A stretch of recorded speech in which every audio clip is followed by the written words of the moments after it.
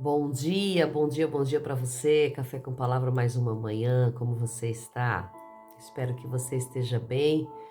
Eu espero que essa manhã fria, aqui onde eu estou, possa ser acalentada pela presença do Espírito Santo nessa manhã e que nós possamos receber muito do Senhor nessa manhã, que nós possamos receber muito de Deus, que nós possamos receber muito da sua graça, do seu amor, da sua presença, porque Deus ele é soberano sobre as nossas vidas. Que Deus possa abençoar seu dia onde você estiver. Quero orar com você nessa manhã. Vamos orar? Espírito Santo de Deus, bendito seja teu nome nessa manhã. Te louvo, te agradeço por mais esse dia. Nesta manhã te louvo e te agradeço por este clima, por esse tempo. Te agradeço porque sei que em tudo o Senhor tem o controle, que o Senhor é o dono das meteorologias, que o Senhor é o controlador do nosso cosmos, do nosso universo, que o Senhor é quem controla, que é o criador de todas as coisas, Pai. Então nessa manhã entrego tudo nas tuas mãos. Dai-nos sabedorias, Pai, dai-nos sabedoria para dirigirmos a nossa vida, para coordenarmos os nossos passos, que o teu nome seja louvado em nossas vidas, exaltado pelo poder do teu santo nome, e que o Senhor possa resplandecer sobre nós o teu rosto, para que nós tenhamos paz nesse dia, para que nós tenhamos prosperidade nesse dia, para que tudo aquilo que nós entrepusermos as mãos seja abençoado. Deus, fica conosco nessa manhã, fala ao nosso coração, fala ao nosso espírito, toca aqueles que nos ouvem nessa manhã, toca com teu Espírito Santo cada vida nessa manhã, em nome de Jesus, amém. Vamos lá, Evangelho de Lucas, capítulo 14, aleluia. Capítulo 14 vai dizer assim, que aconteceu que ao entrar na casa de um dos principais dos fariseus em um sábado para comer pão, eles o observavam dissimuladamente. Eis que ali estava o certo homem hidrópico diante dele. E Jesus, ao tomar a palavra, falou aos doutores da lei e aos fariseus, dizendo: é lícito curar no sábado ou não? E eles se calaram. Então tomou, curou e despediu-o. Então pronunciou uma parábola aos convidados, observando como escolhiam os primeiros assentos, dizendo-lhes: quando fores convidados por alguém às bodas, não te assentes no lugar de honra. Não aconteça que outro com maior distinção do que tu tenha sido convidado para ele.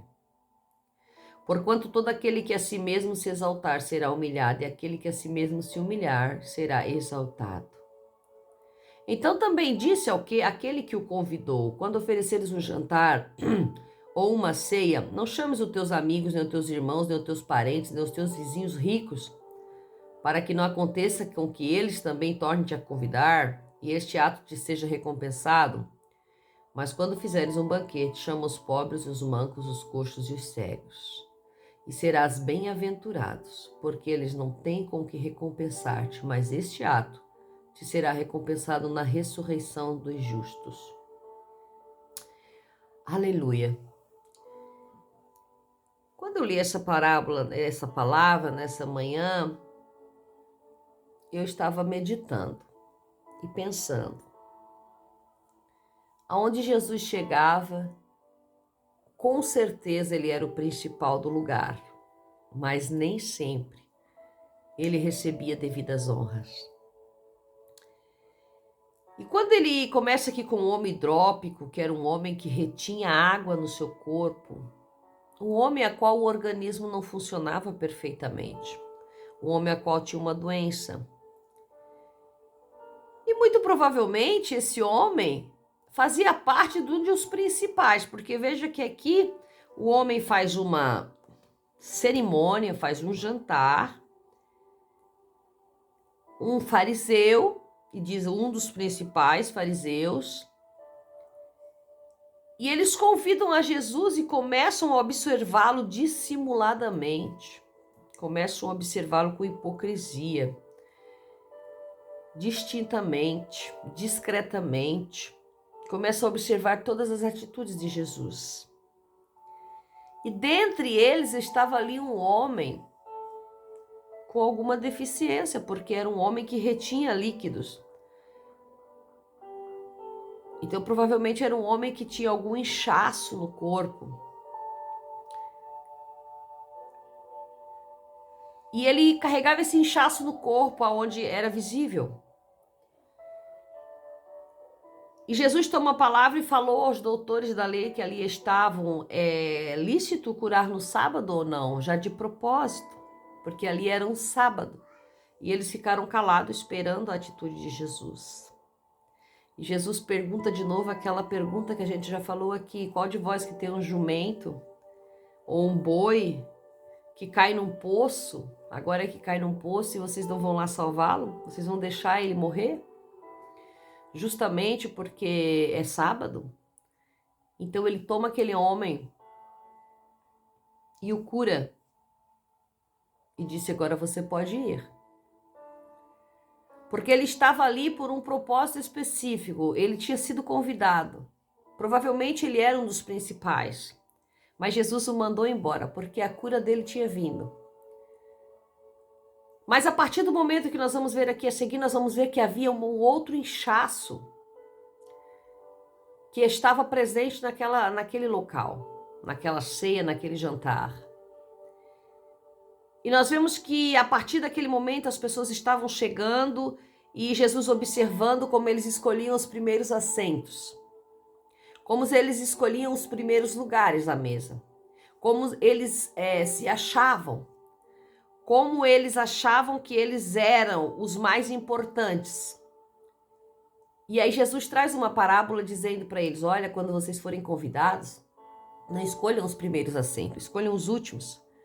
Porque vai ser muito mais honra se o dono da casa chegar e mandar vocês se assentarem na frente, do que se o dono da casa chegar e dizer para você: olha, você se levanta que esse lugar é de tal pessoa e você está no lugar dela. É muito vergonhoso e é humilhante. Então Jesus ensinava algo aqui sobre o reino de Deus. Que quem coloca você no seu lugar é o dono da casa. Quem coloca você no seu devido lugar é o dono da ceia, é o dono do jantar, é quem está te acolhendo.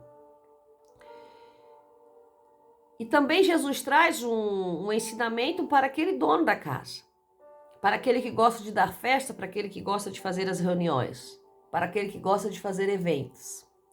Quando você fizer um evento, não convide os maiorais, os parentes, os grandes da cidade, aqueles que são eleitos os melhores, para que você também seja convidado para a festa deles, porque aí você já vai estar recebendo o teu galardão. Você já vai estar recebendo a tua recompensa. Convide aqueles que você não vai receber recompensa nenhuma. Convide os mancos, cegos, coxos. Convide aqueles que não têm nada para te oferecer e que já não te convidariam para a festa dele. Porque aí você receberá o teu galardão no reino de Deus. Convide os pobres, porque bem-aventurados são aqueles que não têm como te recompensar e não têm como ser recompensados. Veja que aqui o Senhor nos ensina muitas coisas nessa manhã sobre a recompensa do reino de Deus, sobre aonde nós devemos nos posicionar nessa terra para que herdamos o reino de Deus, sobre o inchaço que toma conta do nosso ser em certos momentos da nossa vida. Veja que o homem que tinha um inchaço visível foi curado e mandado embora por Jesus. Mas e aqueles que tinham os inchaços invisíveis representaram o inchaço dele ao escolher as melhores cadeiras. E quantos de nós temos esse inchaço, essa doença interna, que ninguém vê às claras, que não é visível aos nossos olhos, mas estão no momento de escolher as nossas cadeiras, estão nos momentos a quais nós chegamos, ela se torna visível, a qual nós chegamos nos lugares. Esse inchaço a qual nós observamos a pompa e a serpentina de falar. Esse inchaço a qual nós sentimos que existe algo dentro que acha que é melhor do que o outro. Esse inchaço, Jesus não curou e não mandou embora. Esse inchaço Jesus deixou ali na festa para que fosse visível a todos. A cada um que estava ali, que escolhia os melhores lugares, havia um inchaço interno. Havia algo interno que tinha que ser tratado e curado. Não foi tratado e curado pelas mãos de Jesus, mas foi tocado pelas palavras dele. Porque muitas vezes, na maioria das vezes, não são as mãos que curam, mas são as palavras que penetram. E nessa manhã eu gostaria que esta palavra pudesse penetrar na minha e na sua alma para retirar todo o inchaço que ainda existe em nós, toda a vontade de sermos melhores do que o outro, toda a vontade de aparecermos mais do que o outro, de sentarmos na primeira fileira, quando na verdade o nosso lugar seria na última.